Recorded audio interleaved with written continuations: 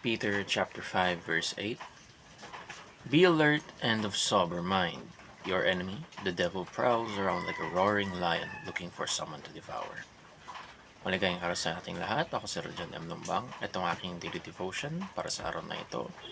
At ang tatalakayin nating paksa ay sino si Satan at ano ang konsepto nito. So, una sa lahat, maumanhin din po. Medyo malabo po ang aking explanation. Hindi maganda po ang aking kalagayan ngayon. Hindi po maganda ang aking pakiramdam din. Kaya, pero magtsatsaga, magtitiis. At simulan po agad natin sa konsepto. Satan is the personal name of the head of the demons, the chief adversary of God and his people. Once a created angel who rebelled against God, he now leads the forces of evil in opposition to God's kingdom. Scripture presents Satan as a deceiver, accuser, and tempter, seeking to blind minds to the truth and to destroy lives. While Satan binds minds to the truth and to destroy lives, while Satan is powerful and cunning, he is still created under God's sovereign control.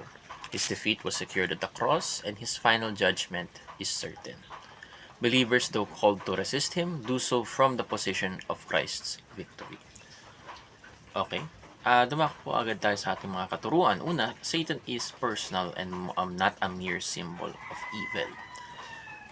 Sinasabi po dito na madalas po kasi may mga naniniwala na hindi totoo si Satan. Isa po itong maliban sa metaphor, tawagan na nangyaring mga masama. Like, hindi, Satan's not true. God is true. Parang ganun. At sa ganun, hindi tayo naniniwala na, or hindi ako naniniwala doon, pati rin si Pastor Rasul Ocampo, dahil sino ang kausap ni Jesucristo nung siya'y tinutukso, diba? So meron yun, kausap niya lang yung hangin, medyo na siya, nag-hallucinate na lang siya doon. No, merong personal talaga na mismong, not just a symbol of evil, mismo talagang being, no? At ito yung tumukso kay Jesucristo na 3 beses, at ito rin yung being na tinalo niya, na na-resist niya. Sunod naman, Satan's power is subject to God's power. So alam na natin na totoo nga si Satanas. Alam natin na meron siyang kapangyarihan na maka-impluwensya sa mundong ito. Ngunit, ang kapangyarihan ng ni Satanas ay subject pa rin. Nakaangkla, nakaayon, nakikinig pa rin, kumbaga, sa tinig ng Panginoon. So, o kalooban ng Panginoon. Hindi siya nakakalagpas. Kumbaga, sinabi ng Panginoon na wag hawakan ito, wag personally isaktan ito. Wala siyang magagawa kundi makinig. So, subject talaga ang kapangyarihan ng ni Satanas sa kapangyarihan ng Panginoon natin. So, whatever God says goes. In the sense, alam natin He is the creator, the sustainer of all things, and as well as owner and king of all things. His sovereignty runs deep pati sa kamatayan. Kaya mga Kristiyano, nakikita natin na even in death, we should not fear it if we are in Christ. So naman, Satan has no authority over the believers.